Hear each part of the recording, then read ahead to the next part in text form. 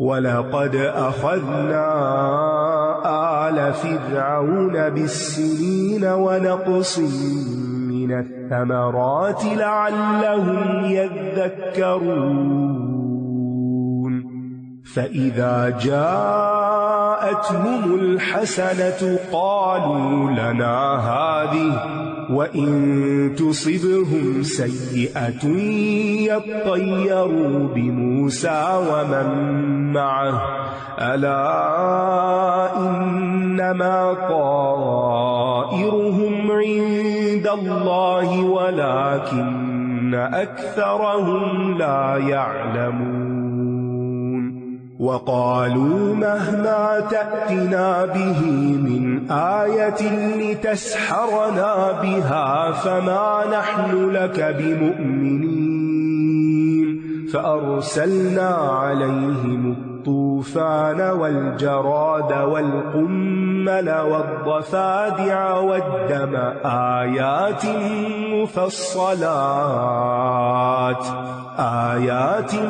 مفصلات فاستكبروا وكانوا قوما مجرمين ولما وقع عليهم الرجز قالوا يا موسى ادع لنا ربك بما عهد عندك لئن كشفت عنا الرجز لنؤمنن لك ولنرسلن معك بني إسرائيل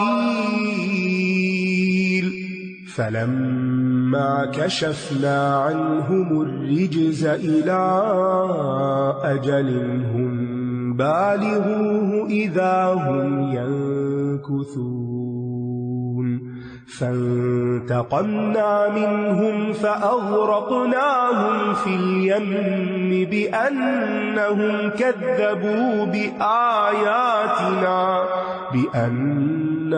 كذبوا بآياتنا وكانوا عنها غافلين وأورثنا القوم الذين كانوا يستضعفون مشارق الأرض ومغاربها التي باركنا فيها وتمت كلمة ربك الحسنى على بني إسرائيل بما صبروا ودمرنا ما كان يصنع فرعون وقومه وما كانوا يعرشون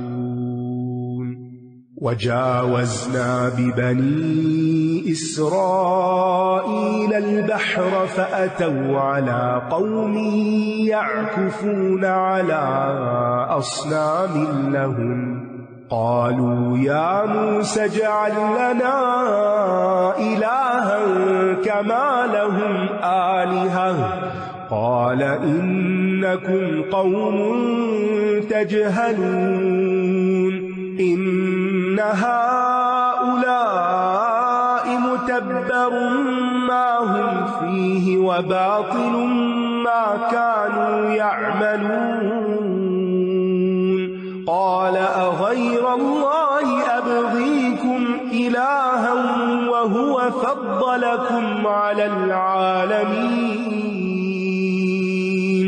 وإذ أنجيناكم من آل فرعون يسومونكم سوء العذاب يقتلون أبناءكم ويستحيون نساءكم وفي ذلكم بلاء من ربكم عظيم और यकीनन हमने आले फिरौन को कहत साली और फलों की कमी से पकड़ा शायद कि ये नसीहत हासिल करें। फिर जब कभी इन पर खुशहाली आती तो कहते ये तो हमारे लिए है, हमारा हक है, और अगर इन्हें कोई तकलीफ पहुंचती तो उसको मूसा और उसके साथियों की नहूसत बताते। खबरदार, इनकी नहूसत तो अल्लाह ही के पास है, लेकिन इनकी अक्सरियत नहीं जानती। तो अल्लाह सुब्हानहू तआला हर कौम को तंगी और तकलीफ के अलावा खुशहाली से भी आजमाता है। किसी कौम की खुशहाली उसके लिए आजमाइश है اور کسی قوم کی بھوک اس کے لیے آزمائش ہے۔ دنیا میں آپ اس وقت دونوں طرح کی قومیں دیکھتے ہیں، کسی کا امن اس کے لیے آزمائش ہے اور کسی کی بدامنی اور مشکلات اس کے لیے آزمائش ہے۔ آزمایا ہر کوئی جا رہا ہے۔ اور پھر آپ دیکھیے کہ نحوست کا کانسیپٹ بھی پایا جاتا تھا فرعونیوں کے ہاں۔ ہمارے دین میں اس کا کیا کانسیپٹ ہے کہ نحوست اور بدشگونی جو ہے یہ شرک ہے۔ نبی صلی اللہ علیہ وسلم نے 3 دفعہ یہ بات فرمائی، بدشگونی شرک ہے، بدشگونی شرک ہے۔ اور ہم میں سے ہر ایک کو کوئی نہ کوئی وہم ہو جاتا ہے، مگر اللہ تعالیٰ اسے توکل کی برکت سے دور کر دیتا ہے۔ تو توکل علاج ہے بہت سی مشکلات کا۔ اور وہ کہنے لگے تم جو نشانی بھی ہمارے پاس لاؤ گے کہ اس کے ذریعے ہمیں مسحور کر دو، تو بھی ہم تمہاری بات ہرگز ماننے والے نہیں۔ پہلے سے انکار، پہلے سے ذہن بنا لیا ماننا ہی نہیں، ہم نہ مانیں۔ پھر ہم نے ان پر طوفان اور ٹڈیاں اور جوئیں اور مینڈک اور خون الگ الگ نشانیوں کے طور پر بھیجے، پھر بھی انہوں نے تکبر ہی کیا، اور یہ تھے ہی مجرم لوگ۔ اور جب ان پر کوئی عذاب واقع ہوتا تو کہنے لگتے اے موسیٰ ہمارے لیے اپنے رب سے دعا کرو اس عہد کی بنا پر جو اس نے تم سے کر رکھا ہے، اگر تم نے ہم سے یہ عذاب ہٹا دیا تو ہم ضرور تم پر ایمان لے آئیں گے، اور ہم بنی اسرائیل کو ضرور تمہارے ساتھ بھیج دیں گے۔ اب باتیں دیکھیے، پھر جب ہم ان سے عذاب کو ایک مدت تک ہٹا دیتے جسے یہ پہنچنے والے تھے تو یکایک یہ اپنا عہد توڑ ڈالتے۔ پھر ہم نے ان سے انتقام لیا، سو ہم نے انہیں سمندر میں غرق کر دیا، کیونکہ انہوں نے ہماری آیات کو جھٹلا دیا تھا اور یہ ان سے غفلت برتتے رہے۔ یعنی بار بار اللہ تعالیٰ نے ان کو آزمایا مختلف چیزوں سے، لیکن جب بھی ان پر کوئی عذاب آتا تو موسیٰ علیہ السلام سے دعا کی درخواست کرتے اور ایمان لانے کا وعدہ کر لیتے، لیکن جب مشکل ٹل جاتی تو یہ اپنا وعدہ بھول جاتے، اپنے وعدوں سے مکر جاتے۔ اور پھر آپ دیکھیے کہ عذاب کی شکلیں بھی بڑی خطرناک تھی، یعنی طوفان یہاں بھی کبھی آئے تو آپ دیکھیں کیا حال ہوتا ہے، ٹڈیوں کا عذاب اور جوؤں کا، اور خون ان کی ہر چیز میں، پانی میں، کھانے میں۔ کووڈ کو یاد کریں کہ ایک وائرس کی وجہ سے، جبکہ ہمیں کچھ بظاہر جس کو نہیں ہوا کچھ تکلیف نہیں تھی، لیکن کیسی زندگی بے چین تھی۔ ان کے اوپر تو لٹرلی ہر ایک کے اوپر جو نافرمان تھے عذاب آیا، اور پھر اس کو دور کرنے کے لیے وہ موسیٰ علیہ السلام سے باتیں کرتے۔ آپ دیکھیے آج مسلمانوں کا حال کیا ہے، ہم انڈیویجول اپنی زندگیوں میں دیکھیں، جب کوئی بیماری آتی ہے تو بڑی بڑی منتیں مان لیتے ہیں، ہم عمرہ کریں گے، ہم حفظ کریں گے، ہم اتنا صدقہ خیرات کریں گے، اور جب مشکل ٹل جاتی ہے تو پھر کیا کرتے ہیں؟ پھر فتویٰ لیتے ہیں کہ وہ اس منت سے نکلنے کی کوئی صورت ہے، ہم یہ کر نہیں سکتے۔ وہ کس نے آپ کو یہ مشورہ دیا تھا کہ آپ اللہ سے اسی طرح ہی مانگے کنڈیشنز کے ساتھ؟ آپ یہ کریں گے تو ہم یہ کریں گے، پھر پہلے کر لو جو کر سکتے ہو۔ تو مشکل سے نکلنے کے لیے ہمیں نظر اور منت کا طریقہ نہیں بتایا گیا، بلکہ دعائیں اور بہت سی چیزیں اللہ کو راضی کرنے کی۔ تو بہرحال ان کے اندر عافیت اور عذاب وقفے سے آتا رہا، کبھی عافیت ہوتی پھر عذاب آ جاتا، پھر عافیت پھر، لیکن بالآخر ان کو پکڑ لیا گیا۔ اور ہم نے ان لوگوں کو جو کمزور سمجھے جاتے تھے اس سرزمین کے مشرقوں اور مغربوں کا وارث بنا دیا جس میں ہم نے برکت رکھی تھی، اور بنی اسرائیل کے صبر و برداشت کی وجہ سے تیرے رب کی بہترین بات ان پر پوری ہو گئی۔ وہ جو وعدہ کیا تھا نا موسیٰ علیہ السلام، پورا ہو گیا۔ اور برباد کر دیا ہم نے جو کچھ فرعون اور اس کی قوم کے لوگ بناتے تھے، اور جو کچھ یہ بلند کرتے تھے، ان کی عمارتیں اور ان کے کارخانے اور ان کی دنیاوی ترقی کے ساز و سامان، سب کا سب ملیا میٹ ہو گیا۔ تو فتح و نصرت کس سے ملتی ہے؟ صبر سے، اللہ کی مدد سے۔ لیکن اگر کوئی شخص یا کوئی قوم پے در پے نافرمانیاں کرتا ہے تو ایک دن پھر پکڑ آ ہی جاتی ہے۔ اور ہم نے بنی اسرائیل کو سمندر پار کرا دیا تو وہ ایسے لوگوں کے پاس آئے جو اپنے بتوں پہ جمے بیٹھے تھے، کہنے لگے اے موسیٰ ہمارے لیے بھی کوئی معبود بنا دو جیسے ان لوگوں کے معبود ہیں۔ موسیٰ نے کہا بے شک تم جہالت برتنے والی قوم ہو، کیونکہ بنی اسرائیلی جو تھے وہ بہت عرصہ تک فرعونیوں کے ساتھ رہے تھے، تو ان کے اندر بھی یہ چیزیں معمولی ہو گئی تھی اور شرک کے اثرات آ گئے تھے۔ تو جہالت کی وجہ سے انہوں نے اس طرح کا مطالبہ کیا موسیٰ علیہ السلام سے، اور توحید سے مکمل واقفیت کا نہ ہونا اس کی بنیادی وجہ جہالت ہوتی ہے کہ آپ نے سیکھا ہی نہیں، علم حاصل ہی نہیں کیا کہ اللہ ایک ہے۔ اور بنی اسرائیل ویسے تو لا الہ الا اللہ پڑھتے ہوں گے لیکن ساتھ شرک بھی کر رہے ہیں، کیوں؟ اس لیے کہ لا الہ الا اللہ کی حقیقت نہیں جانی۔ اس کی حقیقت جاننے کے لیے علم چاہیے، بصیرت چاہیے۔ بے شک یہ لوگ جس شرک میں مبتلا ہیں یقیناً یہ برباد ہونے والا ہے۔ اور باطل ہے جو عمل یہ کر رہے ہیں۔ موسیٰ نے کہا کیا میں اللہ کے علاوہ تمہارے لیے کوئی اور معبود تلاش کروں، حالانکہ اس نے تمہیں تمام جہان والوں پر فضیلت بخشی ہے۔ اور جب ہم نے تمہیں آل فرعون سے نجات دی، وہ تمہیں سخت عذاب کا مزہ چکھاتے تھے، وہ تمہارے بیٹوں کو قتل کر ڈالتے اور تمہاری عورتوں کو زندہ چھوڑ دیتے، اور اس میں تمہارے رب کی طرف سے بہت بڑی آزمائش تھی۔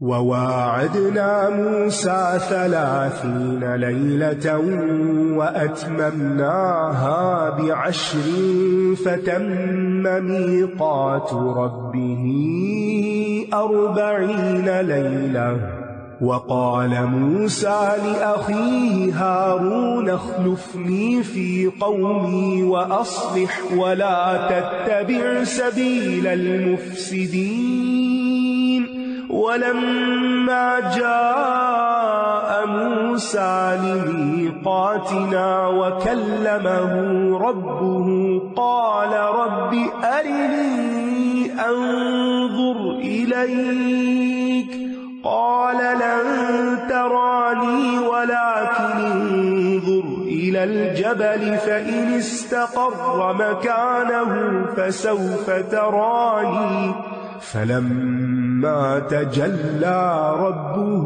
للجبل جعله دكا وخر موسى صعقا فلما أفاق قال سبحانك تبت إليك وأنا أول المؤمنين قال يا موسى إني اصطفيتك على الناس برسالاتي وبكلامي فخذ ما آتيتك وكن من الشاكرين وكتبنا له في الألواح من كل شيء موعظة وتفصيلا لكل شيء فخذها بقوة وأمر قومك يأخذوا بأحسنها سأريكم دار الفاسقين سأصرف عن آياتي الذين يتكبرون في الأرض بغير الحق وإن يروا كل آية لا يؤمنوا بها وإن يروا سبيل الرشد لا يتخذوه سبيلا وَإِن يَرَوْا سَبِيلَ الرُّشْدِ لَا يَتَّخِذُوهُ سَبِيلًا وَإِن يَرَوْا سَبِيلَ الْغَيِّ يَتَّخِذُوهُ سَبِيلًا ذَلِكَ بِأَنَّهُمْ كَذَّبُوا بِآيَاتِنَا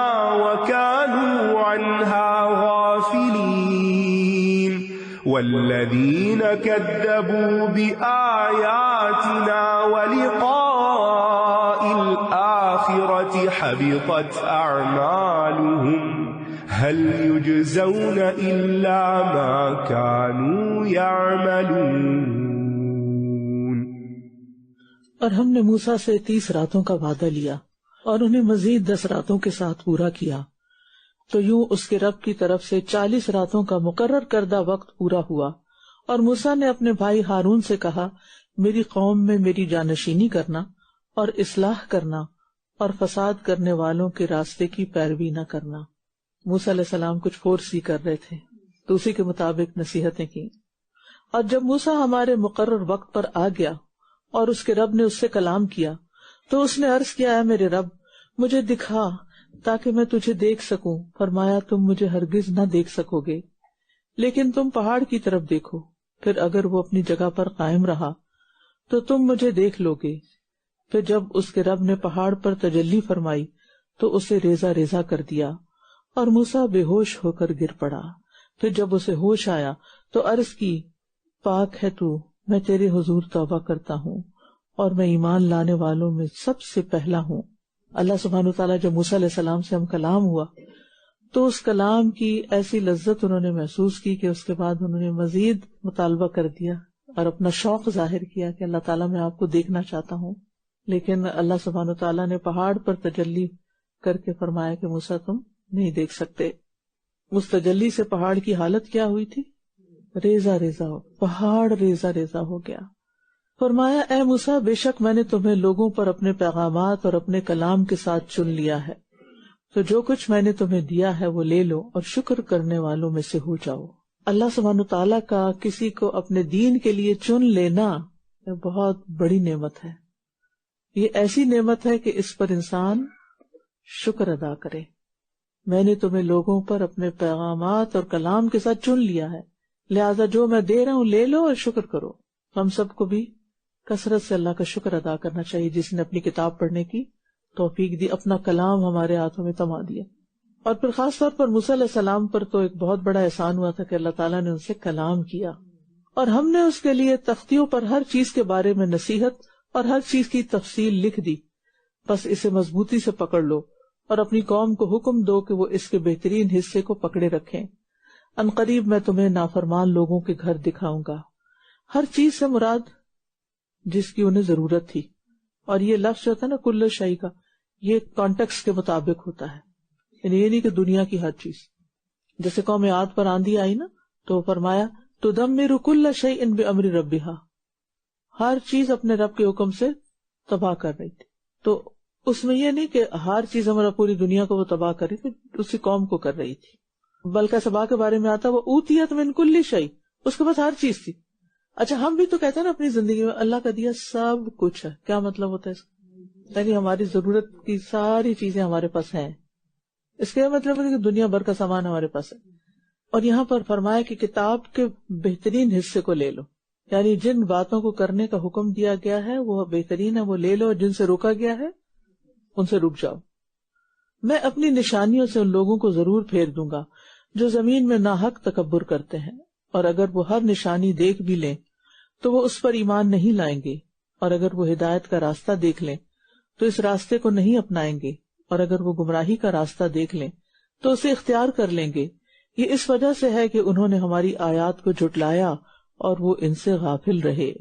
یاد رکھیے تکبر کرنے والوں کو اللہ اپنی آیات سے دور کر دیتا ہے کیونکہ وہ ان کی طرف توجہ ہی نہیں کرتے، تو مواقع بھی لے لیتا ہے، پھر وہ جاہل کے جاہل ہی رہ جاتے ہیں. قرآن کے معانی اور قرآن کے معانی کے خزانے ان لوگوں پر کھلتے ہیں جو تواضع سے کام لیتے ہیں، جو سمجھتے ہیں کہ پہلی دفعہ پڑھ رہا ہوں، مجھے اس کا علم نہیں ہے، اس میں اور کیا کہا گیا. ان کی نگاہ نئے نئے مطالب ڈھونڈتی ہے، نئے نئے اینگل سے پڑھنا جانتی ہے. اور دوسرا یہ کہ تواضع کے برعکس تکبر ہوتا ہے، تو تکبر سے علم حاصل نہیں کیا جا سکتا. صراحی سر نگوں ہو کر بھرا کرتی ہے پیمانہ. اور جو شخص سیکھنے کی مشقت برداشت نہیں کر سکتا وہ پھر جہالت کی ذلت میں ہی رہتا ہے.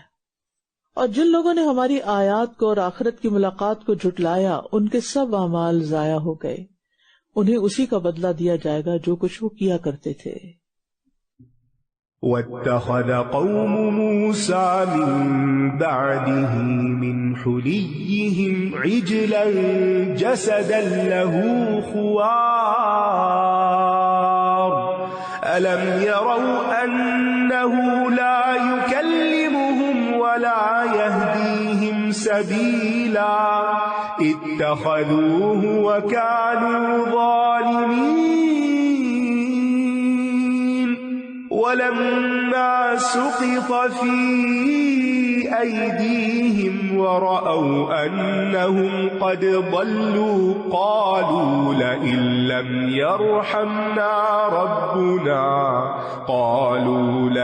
لم يرحمنا ربنا ويغفر لنا لنكونن من الخاسرين. ولما رجع موسى إلى قومه غضبان أسفا قال بئس ما خلفتموني من بعدي أعجلتم أمر ربكم وألقى الألواح وأخذ برأس أخيه يجره إليه قال ابن إن إن القوم استضعفوني وكادوا يقتلونني فلا تشمت بي الأعداء ولا تجعلني مع القوم الظالمين قال رب اغفر لي ولأخي وأدخلنا في رحمتك وأنت أرحم الراحمين۔ اور موسیٰ کی قوم نے اس کے بعد اپنے زیورات سے ایک مجسم بچڑا بنا دیا جس کی گائے کی سی آواز تھی۔ کیا انہوں نے یہ نہ دیکھا کہ وہ نہ تو ان سے کلام کرتا ہے اور نہ ہی کسی راستے کی طرف ان کی رہنمائی کرتا ہے؟ پھر بھی انہوں نے اسے معبود بنا لیا اور وہ ظلم کر رہے تھے۔ جہالت بڑی بری بلا ہے، اس سے انسان کی بصیرت ختم ہو جاتی، انسان معاملات کی تہہ تک نہیں پہنچ سکتا، انسان معاملے کو صحیح رخ سے نہیں دیکھ سکتا۔ اور جب وہ نادم ہوئے اور انہوں نے دیکھ لیا کہ وہ بھٹک گئے ہیں، کہنے لگے اگر ہمارے رب نے ہم پر رحم نہ کیا اور ہماری بخشش نہ فرمائی تو ہم ضروری خسارہ پانے والوں میں سے ہو جائیں گے۔ اور جب موسیٰ اپنی قوم کے پاس بہت غصے میں افسوس کرتے ہوئے واپس آیا تو اس نے کہا میرے جانے کے بعد تم نے میری کتنی بری جانشینی کی، کیا تم نے اپنے رب کے حکم سے جلد بازی کی؟ اور اس نے تورات کی تختیاں ایک طرف ڈال دی اور اپنے بھائی کا سر پکڑ کر اپنی طرف کھینچنے لگا۔ ہارون نے کہا اے میری ماں کے بیٹے، ان لوگوں نے مجھے کمزور سمجھا اور قریب تھا کہ یہ مجھے قتل ہی کر دیتے، پس تو دشمنوں کو مجھ پر ہنسنے کا موقع نہ دے اور مجھے ظالم لوگوں میں شامل نہ کر۔ یہ جو شدید غصہ اور افسوس ہے نا، یہ ایک ہی چیز کی دو حالتیں ہیں۔ کوئی کمزور ہو تو اس پر غصہ آتا ہے، طاقتور ہو تو اس پر افسوس ہوتا ہے۔ اور یہ انہوں نے کہا نا دشمنوں کو مجھ پر خوش نہ ہونے دے، یعنی جب موسیٰ علیہ السلام نے سختی برتی ہارون علیہ السلام پر تو کچھ لوگ ضرور خوش ہوئے ہوں گے، کیونکہ حاسد جو ہوتا ہے، یہ دشمن جو ہوتا ہے، وہ جس سے حسد کرتا ہے اس کے نقصان پہ خوش ہوتا ہے۔ اور دشمنوں سے مراد یہاں کون تھے؟ بچڑا بنانے والے اور اس کی عبادت کی حمایت کرنے والے۔ ویسے بھی یاد رکھیے بھائیوں کے اختلاف سے، بہن بھائیوں کی لڑائی سے کون خوش ہوتا ہے؟ دشمن۔ مثلاً اگر کسی شخص کی دو بیویاں ہوں اور دونوں کے الگ الگ بچے ہوں تو ان میں آپس میں رکاوٹیں چلتی ہیں نا، جو ایک ماں کی اولاد کے ہیں وہ اکٹھے ہوتے ہیں، جو دوسرے وہ الگ اکٹھے ہو جاتے ہیں۔ اب اگر ایک ماں کی اولاد آپس میں لڑ رہی ہے تو جو دوسری ماں کی اولاد ہے وہ کیا کرے گی؟ وہ خوش ہوگی کہ اچھا ان کے درمیان لڑائی رہے۔ تو نبی صلی اللہ علیہ وسلم جو تھے وہ شماتت الاعداء سے بھی اللہ کی پناہ مانگا کرتے تھے۔ اللہم انی اعوذ بک من جہد البلاء ودرک الشقاء وسوء القضاء وشماتت الاعداء۔ اچھا یہاں انہوں نے یہ کیوں نہیں کہا کہ میرے بھائی، او میرے بھائی، یا نام کیوں نہیں لیا؟ ماں کے بیٹے۔ جب شفقت یا محبت کی ضرورت ہوتی ہے نا تو ماں کا ذکر بیچ میں ضرور آتا ہے۔ موسیٰ نے کہا اے میرے رب، مجھے اور میرے بھائی کو بخش دے اور ہمیں اپنی رحمت میں داخل کر لے، اور تو سب رحم کرنے والوں سے زیادہ رحم کرنے والا ہے۔ یہ ہے نیک لوگوں کے دعا مانگنے کا طریقہ، پہلے اپنی مغفرت مانگتے ہیں اور پھر اپنے قریبی لوگوں کی۔ ربنا اغفر لی ولوالدی وللمؤمنین یوم یقوم الحساب۔ آج آپ نے اپنے بھائیوں کے لیے اور اپنے قریبی رشتہ داروں کے لیے، اگر زندہ ہیں تو بھی، فوت ہو چکے ہیں تو بھی، خاص دعا کرنی۔ ویسے تو ہم ویسے بھی کرتے ہی رہتے ہیں، لیکن ایک ہوتا ہے نا کہ بہت ہی توجہ کے ساتھ، اگر وہ نماز نہیں پڑھتے تو دعا کریں اللہ انہیں نمازی بنا دے، اگر وہ کوئی کام نہیں کرتے تو اللہ ان کو کسی کام پہ لگا دے، بامقصد انسان بنا دے۔ کئی قسم کی چیزیں ہو سکتی ہیں۔